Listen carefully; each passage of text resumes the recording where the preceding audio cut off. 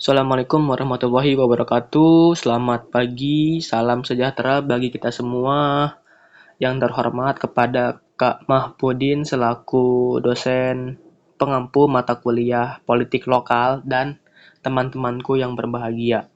Perkenalkan, nama saya Muhammad Febri Hendriansa dengan NIM 6670210118 untuk tugas akhir yang mengusung tema pelaksanaan pemilihan kepala daerah dengan calon tunggal di Minahasa yang masuk ke dalam politik lokal, yang dimana politik lokal ini institusi politik di daerah dalam mengaktualisasikan interaksi dalam penyelenggaraan pemerintahan dan kehidupan bermasyarakat.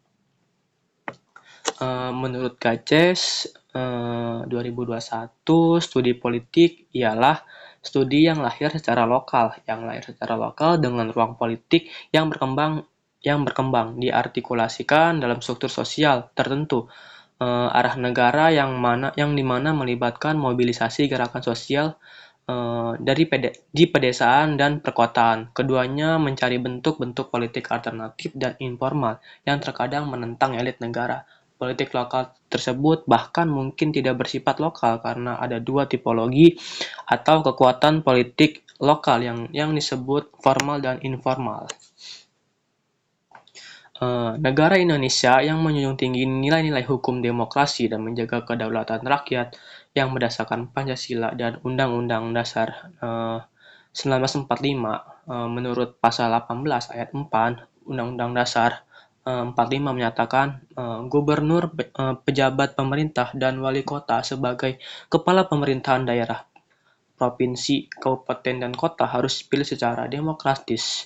Berdasarkan pasal tersebut dapat diketahui bahwa demokrasi dalam pelaksanaan pemilihan gubernur di daerah merupakan salah satu syarat yang sangat penting dalam pelaksanaan kedaulatan rakyat agar rakyat dapat terwujud dalam bentuk hukum konkret. Demokrasi dengan sistem di mana pembuatan keputusan kolektif tertinggi dari sistem tersebut secara bebas untuk mendapatkan suara dan hampir semua orang dewasa berhak memilih. Dengan demikian, pilkada yang diusung secara langsung merepresentasikan implementasi demokrasi di tingkat lokal dalam mengangkat pemimpin, yaitu kepala daerah dan wakil kepala daerah yang diangkat oleh rakyat sendiri. Karena pada hakikatnya demokrasi di lokal adalah kedaulatan ada di tangan rakyat, yang dimana rakyat tersebut pelaksanaan demokrasi berdasarkan Pancasila dan Undang-Undang 1945. Dalam prosesnya pemilihan kepala daerah oleh parlemen mengalami perubahan yang sangat signifikan ketika adanya muncul fenomena calon kepala daerah, yang dimana calon kepala daerah tersebut memiliki satu pasang calon saja dengan surat suara kosong karena tidak ada lawan dalam peraturan politik untuk memimpin provinsi tersebut. Nah, bahwa kita lihat di sini ada pun kotak KPU yang terisi oleh suara, yang dimana kotak kosong ini ada yang berdasarkan syarat aturan Komisi KPU tentang syarat calon bahwa kotak kosong diberi ruang untuk kampanye, bahkan mulai dari tahapan-tahapan pemilu, pendaftaran, dan bahkan visi misinya juga ada. Walaupun kotaknya kosong, dikatakan kotak kosong karena kotak kosong itu adalah sebagai pendamping calon kepala daerah yang tidak ada lawan. Kemudian oleh peraturan KPU dibuat sebuah kotak kosong untuk sebagai bahan pertanyaan ke masyarakat bahwa apakah setuju atau tidak kepala daerah tersebut menjabat ketika memilih, bahwa kata kosong ini sebuah istilah, yang kota kosong bukan sebuah kontestan dalam perhelatan pemilihan umum kepala daerah dan wakil kepala daerah tersebut, yang dimana kotak kosong ini tetap diukur apabila lebih banyak masyarakat yang memilih tidak setuju ataupun lebih memilih kotak setuju.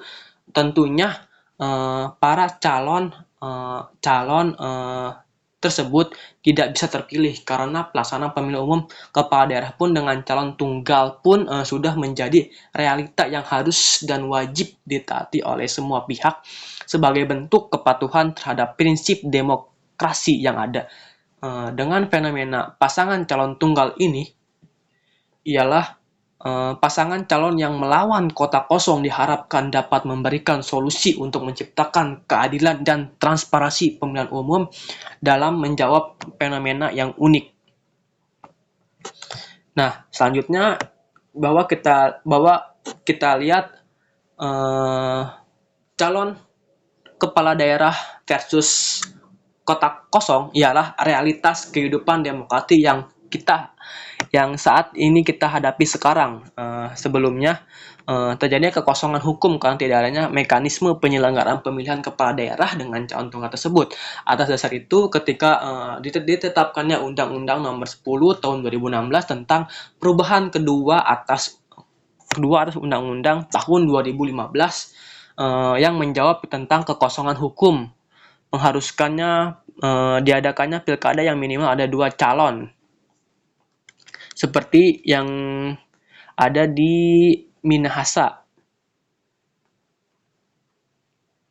di mana pasangan calon yang terdapat di Minahasa ini tidak memiliki lawan politiknya untuk dihadapi dalam kontestasi kepala daerah pada saat itu, sehingga KPU Minahasa perpanjangan waktu pendaftar sehingga KPU memiliki perpanjangan waktu pendaftaran calon kepala daerah tersebut, dan sehingga sudah perpanjangan waktu pun sudah habis, tidak ada lagi yang mendaftar untuk menjadi calon, maka pemilihan calon kepala daerah tersebut dilaksanakan dengan melawan kota kosong. Dengan begitu, fenomena yang unik ini seperti di Minahasa ini, maka secara bagaimana pengaturan hukum pemilihan kepala daerah dengan calon tunggal di Indonesia, bahwa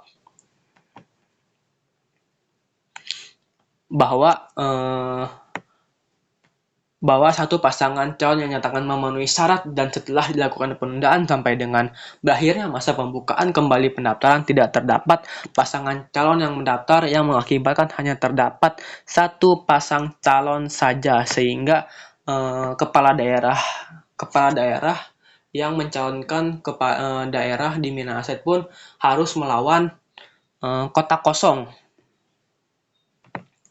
tersebut. Nah, dari pengaturan hukum pemilihan kepala daerah dengan calon tunggal tersebut sudah diatur dengan baik dalam undang-undang maupun peraturan pelaksanaan KPU Nomor 10 Tahun 2016 tentang perubahan kedua atas Undang-Undang Nomor 1 Tahun 2015 yang di akhirnya keberadaan calon tunggal diakomodir dengan berbagai ketentuan yang disyaratkan. Yang kedua yaitu dengan pelaksanaan pemilihan kepala daerah dengan calon tunggal sudah terlaksana dengan baik dan sesuai dengan prosedur dan aturan yang ada. Salah satu contoh terlaksana pemilihan kepala daerah tersebut calon tunggal yang baik dan sesuai prosedur serta aturan dari KPU adalah pemilihan kepala daerah di Minahasa. Namun adapun sisi baik ataupun sisi buruk dalam pemilihan calon tunggal tersebut, yaitu dengan pengaturan hukum pemilihan calon kepala daerah sudah dengan baik. Namun hukum harus selalu mengikuti perkembangan dan kondisi masyarakat sehingga segala aturan harus berkembang dan mengalami perubahan sehingga dapat mengakomodir dan mengantisipasi kerusakan demokrasi. Komisi Pemilihan Umum harus lebih aktif lagi dalam sosialisasi terkait pasangan calon tunggal melawan kota kosong, sehingga masyarakat pun percaya dan dapat lebih teredukasi dan mengerti terkait persyaratan dan pengaturan yang ada. Adapun pelaksanaan pemilihan kepala daerah dengan calon tunggal harus diberi perhatian khusus karena berpotensi menjadi pemicu sengketa pemilu, sehingga panitia pengawas pemilu dan lembaga pengawas lainnya harus dikoordinasi dan digerakkan sebagai bentuk tanggung jawab anggota KPU sebagai penyelenggara pemilihan umum untuk menjalankan pemilihan umum yang jujur, transparan, dan berkeadilan. Itu saja yang dapat saya berikan. Kurang lebihnya mohon maaf. Wassalamualaikum warahmatullahi wabarakatuh.